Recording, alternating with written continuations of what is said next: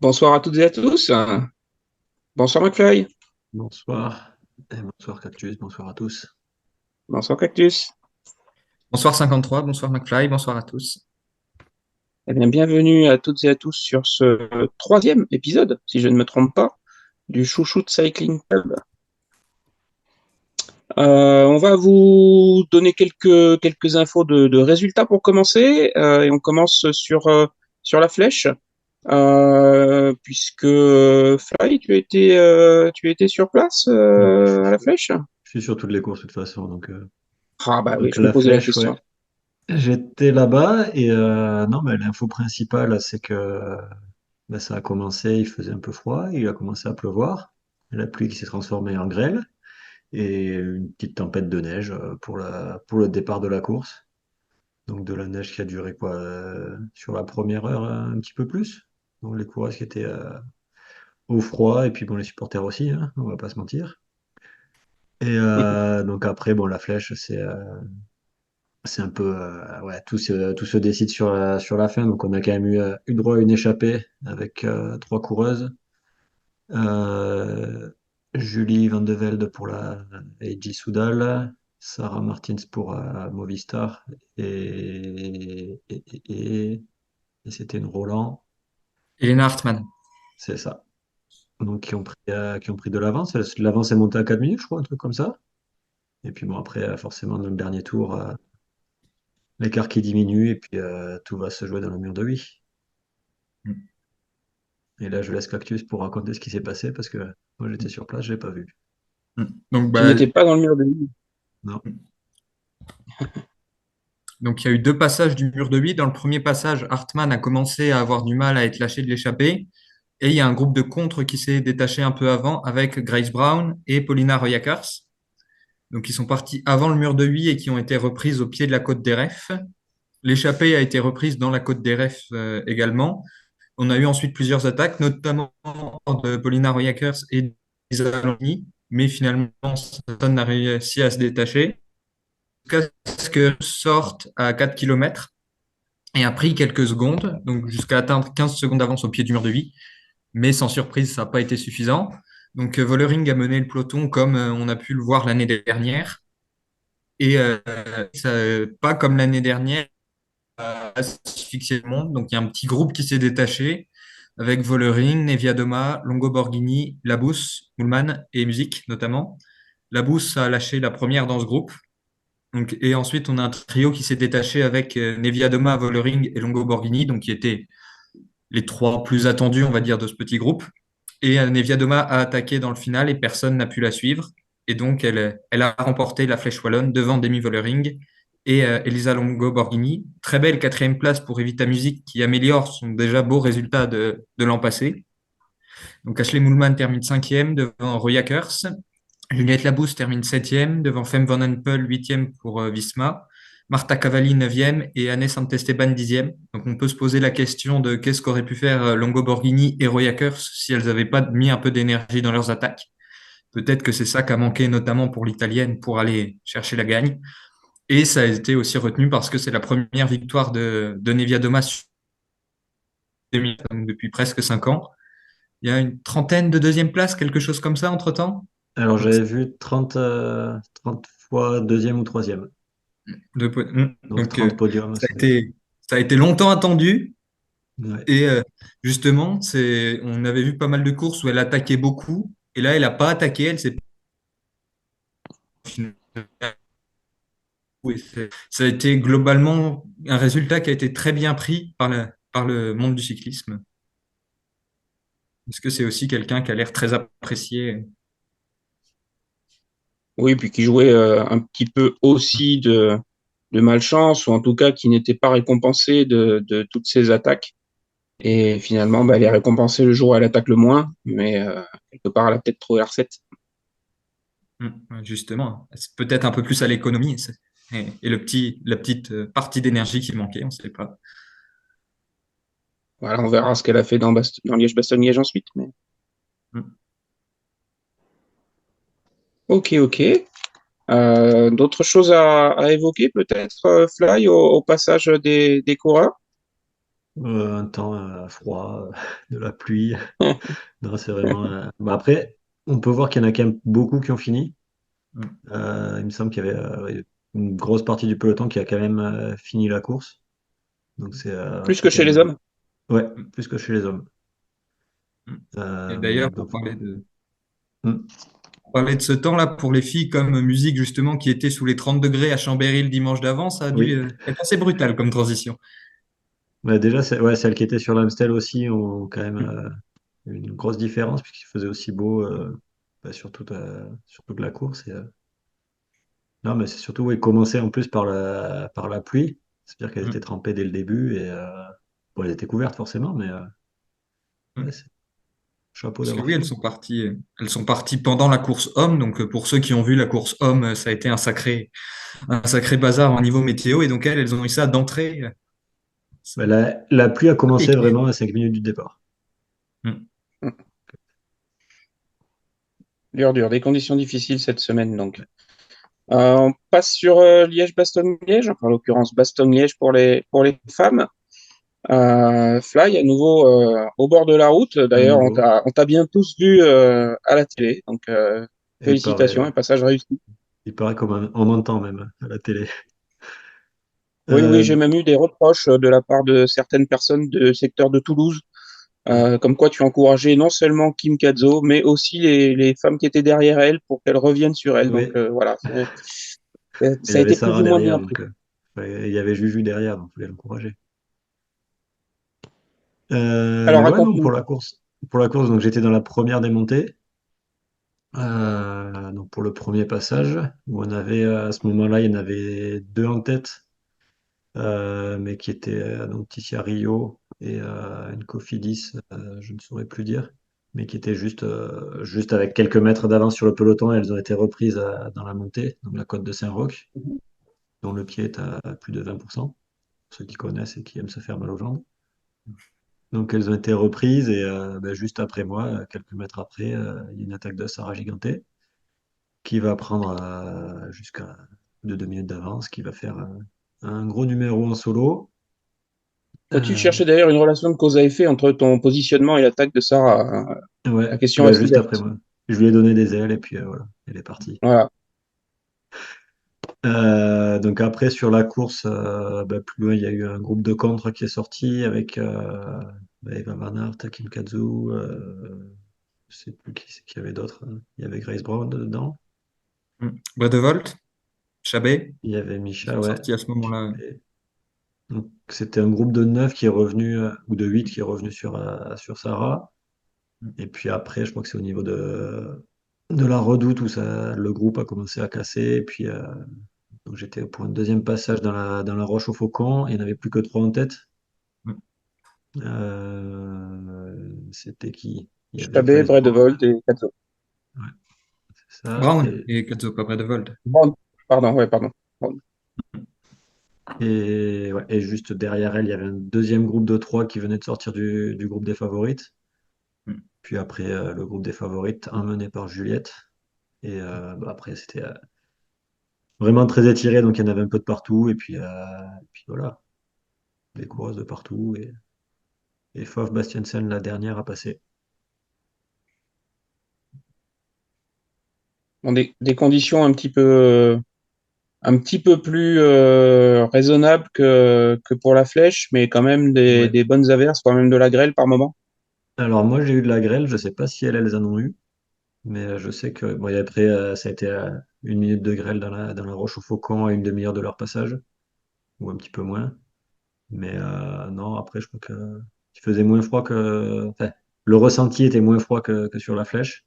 Et après, je pense qu'elle était Mhm. un petit peu aussi plus prévenue et elle s'attendait à avoir une course difficile aussi. Bon, et on finit. Cactus, tu veux peut-être prendre la main sur le classement final. Tu as les éléments. Bah donc le trio qui s'était détaché du groupe des favorites, c'était justement les trois. Donc Volodia demain, qui sont ensuite revenus sur le trio de tête. Il y a eu quelques incidents, notamment une sortie de route de Grace Brown après un rond-point. Et finalement, il y a eu plusieurs attaques, mais personne qui a réussi à vraiment se détacher. Et dans le final, c'est Grace Brown qui a un peu surpris tout le monde en remportant le sprint devant Lambeau Coloring. Qui tournait pour, elle avait des deuxièmes de Liège-Bastogne qui est enfin récompensée après une grosse journée. Nos- Les 6 premières sont nos favorites, enfin Alors, par les contre, 6 rescapés de Cactus, ce groupe, donc Brown, on Longo est un peu, Borghini, on te perd un Coloring, peu. Chabet, Neve. Ah, c'est possible. Appelle le réseau, appelle le réseau. Ouais.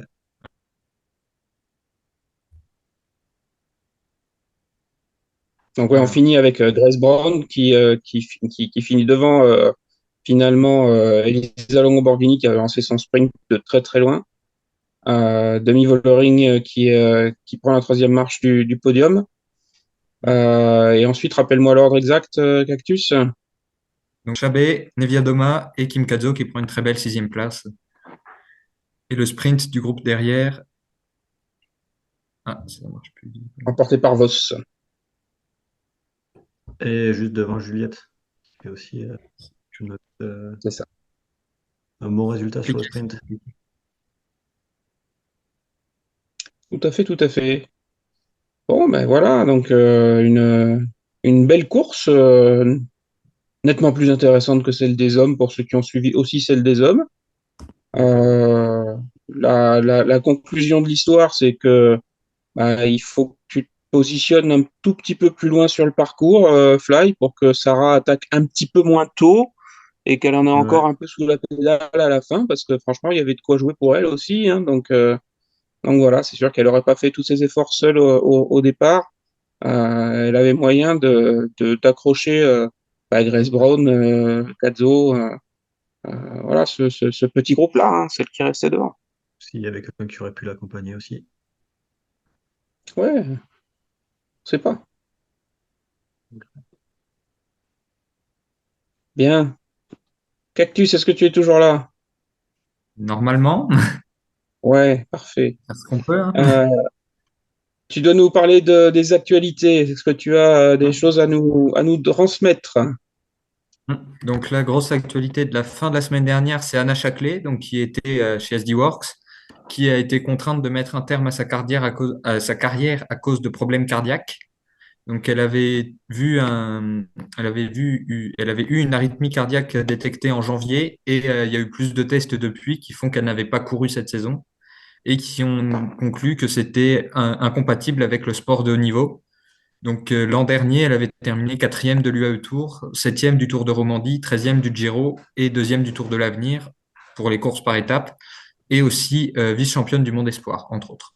Donc c'était un beau potentiel qui est malheureusement perdu à Ouais, cause de problèmes de une santé. coureur jeune, jeune et effectivement avec beaucoup de potentiel.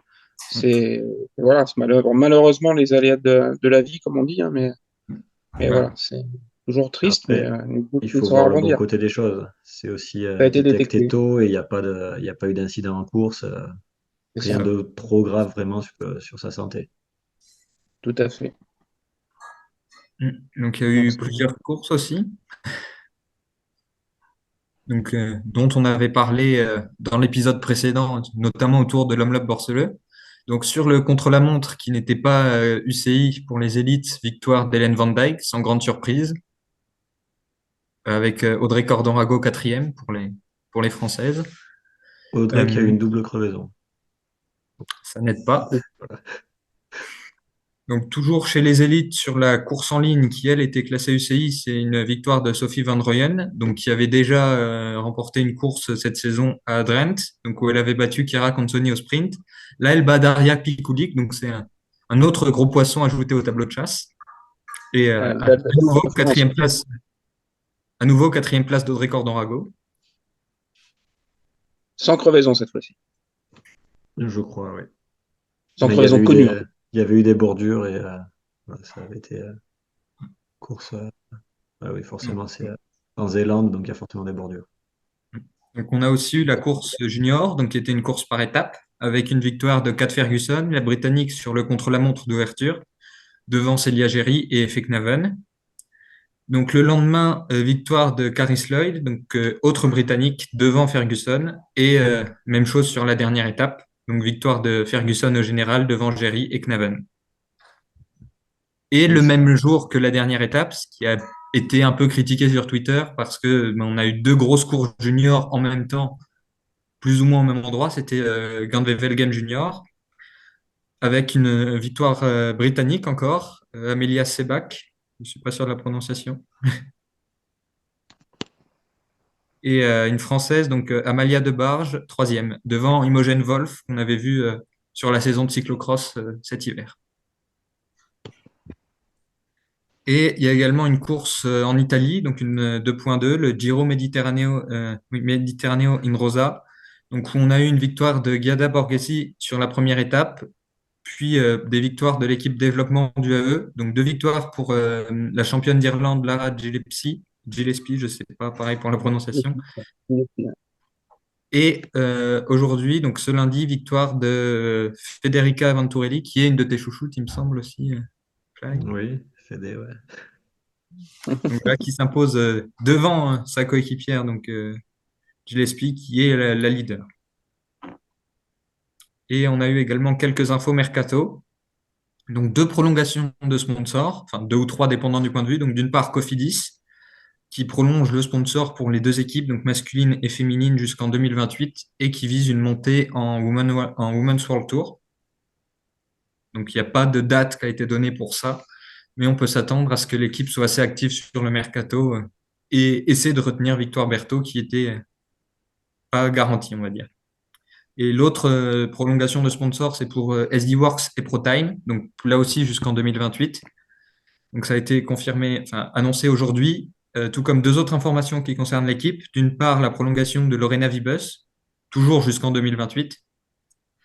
Et d'autre part, le fait que Lotte Kopecky ne fera pas le Tour de France cette année. Elle va privilégier l'Omnium aux Jeux Olympiques, qui sera le 11 août, donc la veille du départ aux Pays-Bas le 12. Ouais, ça aurait été possible de faire les deux, mais compliqué après. Tendu. Compliqué d'être performant sur les deux. Oui, puis elle a clairement une carte à jouer aux Jeux Olympiques sur la Oui, piste. oui. Donc, voilà. Il y a forcément. Et elle a déjà fait quand Et même de SD très belles Works a aussi des performances. bonnes cartes. Oui, aussi. Tout à fait. Tout à fait. Il n'y a pas de, il y a pas de rallonge annoncé. Ils vont pas refaire une proposition à Vollering par hasard? Hein, Peut-être, hein. bah, On sait là, jamais. je veux dire, j'ai pas forcément suivi ça, comment dire, j'ai pas forcément remarqué ça, mais j'ai vu passer sur Twitter certains qui disaient que Vollering était un peu moins bien encadré que pouvait l'être Kopecky sur les courses, par exemple. Donc, il pouvait y avoir une sorte de, peut-être pas de délaissement, mais voilà, de conséquences du futur départ au sein des stratégies d'équipe.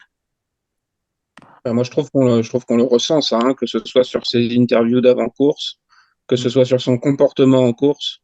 Voilà, on voit elle est pas à l'aise, elle est un peu perdue, elle est pas, voilà, elle est pas dans son assiette, c'est pas la demi-Vollering vainqueur du Tour de France l'an dernier. Mais c'est Après, il vrai y a que aussi, oui, je veux dire, le on début voit de dans les saison. résultats. Voilà. Après, oui, c'est un, je veux dire, c'est cause-conséquence, mais c'est le fait qu'elle n'ait pas encore gagné, ça ne doit pas arranger non plus au niveau, je veux Oui. dire, au niveau psychologique, ça doit être C'est très certain. frustrant pour elle. Ben, l'an C'est dernier, certain, sur c'est les une, Ardennaises, elle gagne les trois, c'est ça? Elle fait le ouais, je triplé crois. l'année dernière. Ouais. Ouais. Donc, elle y Ouais, elle est passe tous les aussi ans. dans un cercle vicieux de ce côté-là, forcément. Ouais. Ok, ok, bah merci Cactus. On enchaîne avec ton focus. Donc là, je vais parler dans ce focus d'une coureur dont j'ai déjà parlé dans ce numéro, donc qui est Giada Borghesi, donc qui est pour la petite sœur de Laetitia qui court chez IF. Donc Laetitia qui a notamment terminé 13e de Paris-Roubaix récemment, donc qui est quand même une jeune, elle a 25 ans, mais c'est encore une jeune à suivre. Donc, les deux sœurs ont d'ailleurs été coéquipières chez Arom Italia en 2021. Et depuis, Giada Borghesi, donc, qui a eu 21 ans en novembre dernier, elle s'est surtout consacrée au cyclocross et au gravel.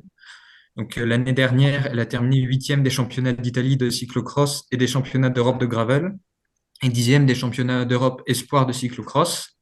Et elle a débuté 2024 avec une deuxième place au championnat d'Italie Espoir, donc toujours en cyclocross. Cette année, elle porte les couleurs de BTC City Ljubljana Ziraf Ambedo, donc l'ancienne équipe Born to Win qui a fusionné avec BTC City Ljubljana. Donc, et elle a remporté la première course UCI Gravel de la saison à Wörthersee en Autriche avant de partir pour Chambéry. Donc au Grand Prix de Chambéry, elle a pris la 4e place à l'arrivée. Donc avec Evita Music qui allait faire 4e de la Flèche Wallonne juste après et Erika Magnaldi. Donc ça pose un peu le niveau.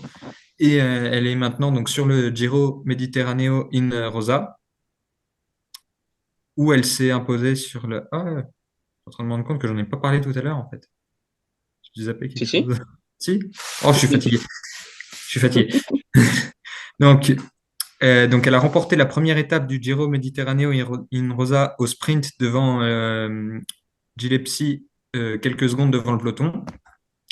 Elle a terminé 3e le lendemain et 5e ce lundi. Et donc, elle est 3e du général avant l'arrivée de la dernière étape mardi à Mota Monte Corvino, où s'était imposé Evita Music, décidément, sur le Giro en 2020.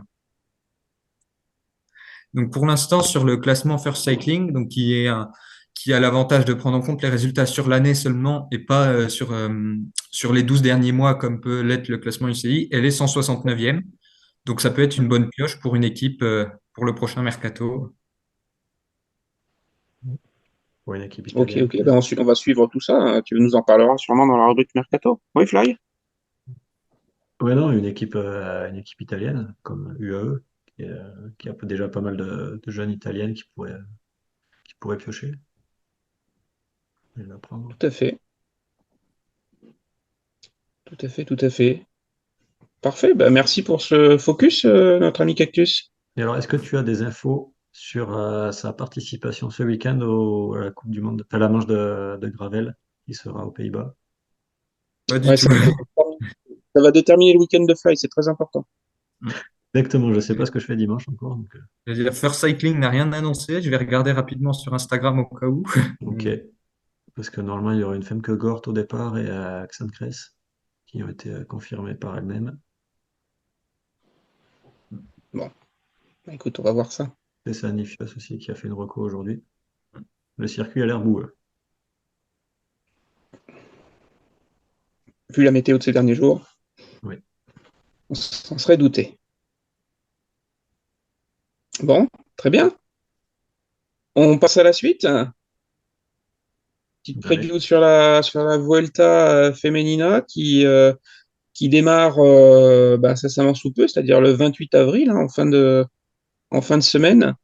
Euh, ça sera même lundi prochain, non? Je dis des bêtises, moi, non? et On est quoi? On est dimanche. le 21, 22. Ah, Dimanche. ça sera dimanche, effectivement. Ça commence le dimanche, puisque on va avoir un total de 7 étapes, de 8 étapes, pardon, sur ce Tour d'Espagne féminin. On va le faire à la française. Cette année, ce Tour d'Espagne va partir de la région de Valence, de Valencia. Excusez mon accent espagnol, c'est ma cinquième langue. Pour ensuite remonter vers le nord en direction de Saragosse notamment. Puis après une étape pyrénéenne, on redescendra sur Madrid, donc direction sud-ouest. La première étape est un chrono relativement court, alors trop long pour être Par équipe. appelé prologue. Oui, Fly? C'est un contre-la-montre par équipe. C'est un contre-la-montre par équipe, ouais, mais qui est effectivement un peu long, mais un peu court, pardon, mais trop long pour être appelé prologue, qui est complètement plat et qui permettra déjà de situer les forces en présence. Euh, la deuxième étape ensuite va aller sur les alentours de la ville de Valence. Le profil de cette première étape en ligne n'est ponctué que d'une montée qui est classée de mémoire en troisième catégorie. Ça devrait être quand même plutôt favorable à des sprinteuses. Après, on verra qui va pouvoir contrôler la course. On n'est pas à l'abri qu'il y ait effectivement des échappées et que pourquoi pas il y en ait certaines qui puissent aller au bout. Mais voilà, l'objectif, c'est s'il y a des sprinteuses et des équipes fortes, ça serait une arrivée au sprint pour cette deuxième étape. Pour la troisième étape, on va rentrer dans les terres, s'éloigner un petit peu de la côte, avec une arrivée sur la ville de Teruel. On est sur déjà une arrivée qui est à plus de 900 mètres d'altitude, un terrain qui sera là encore plus favorable aux baroudeuses, mais aussi peut-être une première explication entre favorites, à voir parce que l'étape se termine quand même avec plus de 20 km de descente. Donc, c'est quand même moins favorable pour qu'il y ait des différences parmi les favorites, mais on verra peut-être des différences dans les montées qu'il y aura sur ce parcours. La quatrième étape est prévue d'arriver à Saragosse. Alors là, c'est une étape un petit peu curieuse, puisqu'on a une perte d'altitude de 900 mètres entre le départ et l'arrivée. Euh, Ça devrait donc faire la part belle aux rouleuses, hein. Je ne vais pas dire que c'est une étape qui est tout en descente, mais presque. Donc, ça devrait envoyer un petit peu au niveau de la moyenne aussi. On verra ce que ça donnera. La cinquième étape, on attaque vraiment les choses sérieuses. Là, on arrive sur l'étape pyrénéenne de ce Tour d'Espagne féminin, avec une arrivée à Raqqa. Les plus anciens se souviendront de Raqqa et de Luc Leblanc en maillot jaune il y a déjà quelques années. Il y aura 2 cols de deuxième catégorie pour ponctuer cette étape, mais 2 cols très différents, classés de la même manière, mais très différents l'un de l'autre. Le premier en cours d'étape doit faire quelque chose comme 17 km de long pour un pourcentage moyen de 3,2%. Donc c'est une montée, on va dire, usante. À l'inverse, le second col, en tout cas la seconde montée répertoriée en deuxième catégorie, elle sera beaucoup plus courte, puisqu'elle ne fait que 3,2 km, mais avec 8,1% de moyenne, et même 10% sur sa dernière partie, plus de 10%, sachant que l'arrivée se jugera en haut de cette dernière montée. Donc on peut s'attendre à des écarts, on peut s'attendre à un premier dessin du classement général à l'issue de cette cinquième étape, de manière un peu plus claire. La sixième étape, on repart sur une course de côte, là pour le coup, qui sera une course de côte de 130 km quand même. Je pense que les coureurs seront prises tout le long, parce qu'il n'y a pas de quoi trop débrancher. Donc si ça veut s'y filer un peu, ça peut être une étape encore assez sympa. On termine avec une ascension de plus de 6 km, à plus de 6% de moyenne, avec une nouvelle arrivée au sommet. Donc ça fait 2 étapes de suite avec une arrivée au sommet. À noter qu'on arrive quand même à plus de 1700 mètres d'altitude. Donc ça va commencer à piquer un peu au niveau des poumons aussi. Clairement, si la course ne s'est pas décantée la veille, ça se fera sur cette sixième étape. Et puis, ça sera soit l'occasion de confirmer le classement général de la veille, soit d'essayer de renverser ce classement général pour les jeunes femmes qui n'auront pas été en jambes lors de la cinquième étape. La septième étape, on passe rapidement, ça devrait être une étape de transition en direction de Madrid. Et on finira donc le 5 mai sur les hauteurs aux environs de Madrid pour la huitième et dernière étape. Une étape qui sera courte, elle fait 89 km, avec là encore 2 cols de première catégorie, dont arrivée qui va se juger à 1860 mètres d'altitude. Donc, je dirais que jusqu'au bout, en fonction des jambes des différentes participantes, jusqu'au bout, ce Tour d'Espagne peut se jouer et peut se renverser.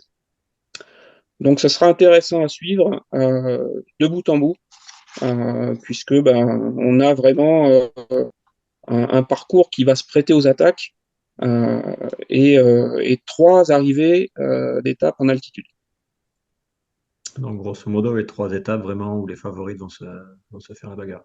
Normalement, voilà, 3 étapes où ça devrait être assez sévère, et avec une option possible pour aussi avoir des choses intéressantes sur la troisième étape. Voilà. Alors, les start lists sont pas encore très, très fournies.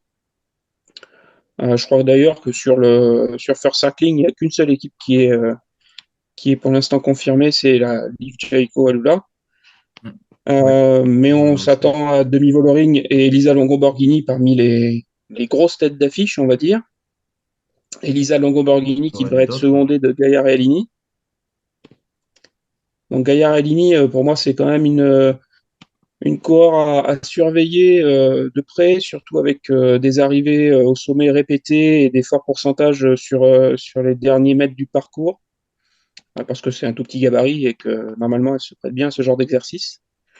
On aura quand même aussi Madame la vétéran Ashley Mollman pour les Soudal. Mavi Garcia, Qui sera équipière pour Sarah, hein, précisons-le. oui, on verra, on verra. Mavi Garcia qui va commencer à être un peu dans la catégorie vétéran aussi à force, hein, voilà. Liane Lippert pour la Movistar, qui sera la leader de la Movistar. Evita Music Vétérante aussi? pour la FDJ Suez. Pardon? Vétérante pour Liane Lippert? Non, non, j'ai pas parlé de vétéran pour Liane Lippert, je ne me permettrai pas. Donc Lippert, ouais, Evita Music, elle commencerait sa saison ici, du coup? ben, c'est elle est annoncée pour l'instant. Je ne sais pas si ça sera confirmé, mais pour l'instant, c'est ce que j'ai trouvé. Parce que oui, elle n'a pas encore repris. Enfin, elle a eu une blessure en début de saison, donc Ouais, tout à fait, ouais. Tout à fait. ça peut Donc être on un peu verra ce abrupt comme reprise, que quoi. ouais, une remise en jambe assez costaude. Donc Evita Music pour la FDJ Suez. Il y aura Ricarda Bauernfeind aussi qui sera présente pour la Canyon. Et moi, j'ai noté également deux autres jeunes femmes à surveiller. Évidemment, Sarah Gigante, hein, je ne pouvais pas passer à côté. McFly m'aurait repris sinon. Et également Talita De Jong qui a fait un début de saison intéressant. Après, toutes les start lists sont à compléter, donc on verra quels sont les coureurs annoncés par les différentes équipes. Et évidemment, on en parlera semaine prochaine, même si le Tour d'Espagne aura débuté. Oui, les plus grosses étapes seront après, donc on aura le temps C'est d'en ça, parler. on aura encore On de quoi aura, parler. on aura encore l'occasion Il me semble que tu d'en n'as pas parler. évoqué Juliette Labou, côté français. Eh bien non, elle n'apparaissait pas encore dans les start lists Et que j'avais en ma possession, il me semble qu'elle y sera. mais c'est possible, c'est possible. Écoute, on aura l'occasion de refaire un petit peu un état des lieux semaine prochaine. Exactement. Après, au niveau du sprint, je ne sais pas s'il y a beaucoup de Pour candidates, l'instant, il n'y a pas grand monde d'annoncé. parce que normalement, il n'y a pas Lorena Vives. Mhm. Oui, je sais pas ce que vont faire des Charlotte Cole, Ouais, des à voir. filles comme ça. À voir, à voir. Donc voilà pour la Volta. Tu veux nous parler du festival LC Jacobs? Ouais, s'il y a assez de temps. Alors, Festival Elsie Jacobs, le point qui était important de préciser, et que je voulais mentionner, c'est qu'il y a quelques années, c'était vraiment une course par étape référence. Et ben, au final, cette année, elle se retrouve en conflit avec la Vuelta. Et on se retrouve sur deux courses d'un jour, au lieu d'une course de 3 jours avec un chrono. Et c'est des courses en point 2. Alors je sais plus quelle était la catégorie avant. Mais c'est vrai qu'on sent que ben, des nouvelles courses viennent mettre la concurrence aux courses historiques. Et bon, c'est vrai que c'est un point. Enfin, c'est dommage pour ces courses-là, qui ont vraiment une plus grosse histoire dans le cyclisme féminin et qui pourraient peut-être disparaître à force de réduire en importance. Donc c'est voilà un point que je souhaitais mentionner. Ça, ça me fait penser à une chose, je me permets de t'interrompre, mais on parle aussi pas mal des refontes de calendrier pour les Oui, années à venir. Je pense que ce sera un sujet qu'il faudra qu'on aborde. De mon point de vue purement personnel, certes, il y a des choses à améliorer sur les calendriers hommes, mais pour moi, cette refonte de calendrier, elle doit d'abord et avant tout toucher les calendriers femmes, où il y a oui, effectivement une vraie organisation à mettre en place entre des courses par étapes, des épreuves historiques, et bien répartir tout ça dans le calendrier. oui. Et c'est vrai que enfin, si on regarde, certaines courses essayent de se calquer sur le calendrier homme et ça amène des problèmes à se basant comme ça. On avait Ça. l'exemple aussi avec le Tour de France et la Classicoa, la Classica San Sebastian, qui était à la base une semaine après la fin du Tour de France homme et qui se retrouve maintenant, enfin, qui s'est retrouvé en conflit avec le Tour de France femmes et ben, les 2 dernières années, je ne sais même pas si elle a eu lieu. Donc voilà, ça aurait pu être une course Bah, qui aurait pu devenir intéressante, mais c'est pas devenu le Tour du Pays Basque ou c'est une autre course encore? pour moi, le Tour du Pays Basque, c'est une autre course. C'est une course par étape. Ouais, mais justement, ils n'ont pas transformé ça pour pallier à ce manque? Ou c'est... Ou c'est moi qui confonds? Bonne question, je ne saurais pas dire. Peut-être, mais bon, la Classico, c'est la Classico, normalement. Voilà. Hmm, C'est pas le Tour du Pays Basque. Chez les hommes, il y a bien deux épreuves distinctes. hmm. Je ne saurais pas dire non plus. Ça, je peux te le confirmer. J'ai Donc, perdu j'allais mon dire cœur. juste un point en parlant calendrier. Il y a eu dimanche un tweet de Rachel Neylan qui disait que la RAI avait indiqué qu'il pourrait y avoir un Milan-San Remo féminin en Ouais, 2025. j'ai vu Bon, ça là, aussi. c'est un sujet qui revient depuis quelques temps déjà de faire A priori, un Milan-San Remo ils féminin. avaient annoncé pareil il y a 1 an. Et pareil il y a deux Donc ans. voilà, c'est à quel point on peut s'y fier. Et si ça se fait vraiment, comment on va gérer comment va être géré le conflit entre guillemets avec Binda, qui est le même week-end, Exactement. qui est déjà plus ou moins, enfin pas en termes de profil, mais en termes de réputation, le Milan-San Remo féminin. C'est ça, il y a la réputation de Binda qui est. Il faudrait pas faire disparaître cette course, hein. C'est certain. Peut-être déplacer Binda en fin de saison pour en faire comme Tour de Lombardie féminin à la limite, Et puis ils vont créer un Tour de Lombardie et puis Binda. mais voilà, s'ils décident de refaire le Tour de Lombardie après, ils vont se retrouver un peu perdus. Ouais, Allez, c'est des sujets pour quand on parlera du calendrier. voilà. Allez, on est reparti sur le festival LC Jacobs. Fly, on t'écoute, hein. Ouais. Dis-nous tout. Donc, bah, comme je le disais, le festival qui se retrouve cette année comme 2 courses d'un jour, alors que c'était course par étape auparavant. Euh, la première course correspond à la deuxième étape de ce qu'il y avait l'année dernière.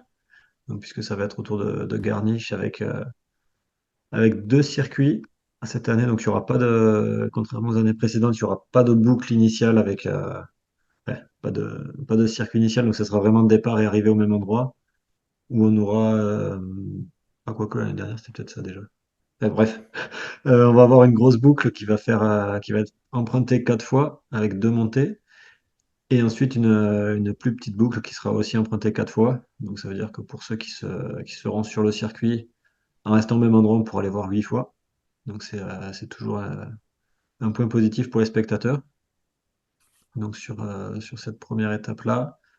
Donc le circuit après est connu normalement par celles qui ont déjà participé à la course, puisque c'était aussi le circuit sur plusieurs années. En revanche, la deuxième course, qui elle sera plus proche de la ville de Luxembourg, hein, donc toujours dans le pays du Luxembourg, donc plus proche de la ville. Et donc là, ça sera pareil, en circuit, donc avec départ arrivé au même endroit. Et ça sera 8 tours aussi, si je ne m'abuse. Donc où ben voilà, il y aura le temps d'émietter le peloton et voilà, d'avoir un final avec peut-être moins de que les ouais, voilà, entre les bosses et la difficulté du parcours d'avoir les meilleurs qui se disputeront la victoire ou peut-être une échappée selon comment ça va se dérouler. Alors, qui vois-tu, quels sont les engagés attendus et qui vois-tu devant?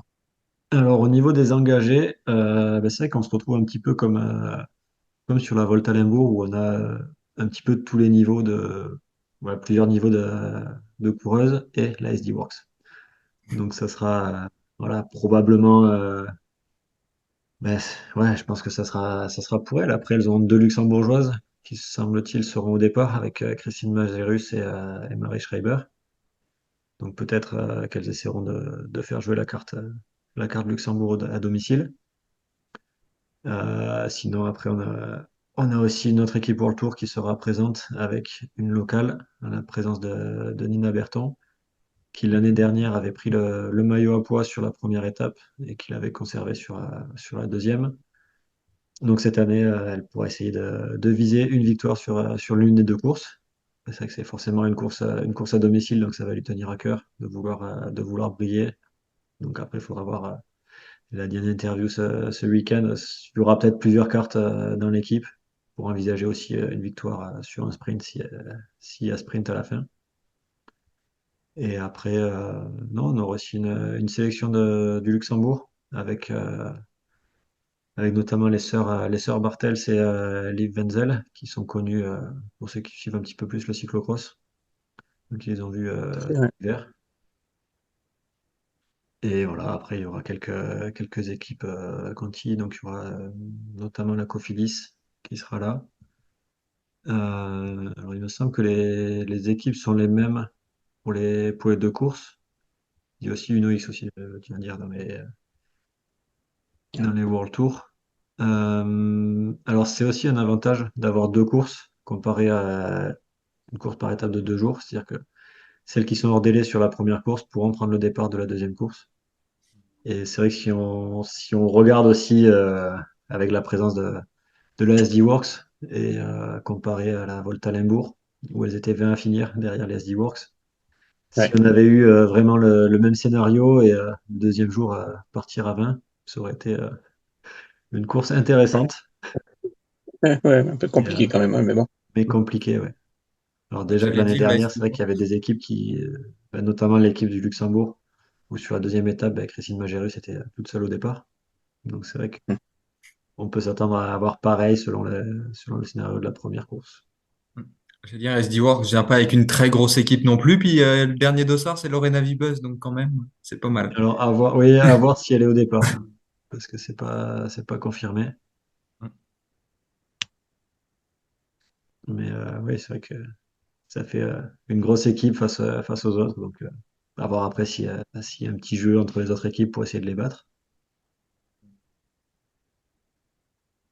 Bon, donc, on sait où te trouver le week-end prochain. Ne prenez pas vos billets d'avion pour Valencia ou pour Madrid. A priori, Fly sera plutôt du côté du Pour Madrid, Luxembourg. pour Madrid, c'est le week-end après, donc il y a peut-être le temps, hein, je sais Oui, pas. voilà, Madrid, il y a encore le temps de voir venir. Mais Et non, par contre, je sais normalement l'étape de samedi, j'y serai. Et après le dimanche, comme j'avais dit, il y a du gravel aux il y a du Pays-Bas. gravel. Et ça se trouve à être juste à côté de chez moi, donc peut-être que je serai là-bas, je sais pas encore. Comme par hasard. Ouais.